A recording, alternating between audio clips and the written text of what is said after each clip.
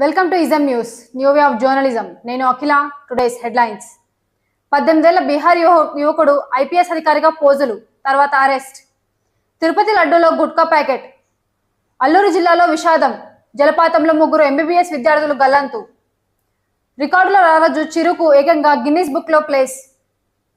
అటు పేలుడు పదార్థాలు, ఇటు గ్యాస్ సిలిండర్లు, రైలు ప్రయాణికులను చంపేందుకు ఎన్నో కుట్రలు. బెంగళూరులో దారుణం, మహిళపై హత్య. ఆర్టికల్ 370ని ఎవరు తిరిగి తీసుకురాలేరు, అమిత్ షా. శ్రీలంక అధ్యక్షుడిగా కుమార దిశనాయకే విజయం. మిథేన్ గ్యాస్ లీక్, బొగ్గు గనిలో భారీ పేలుడు.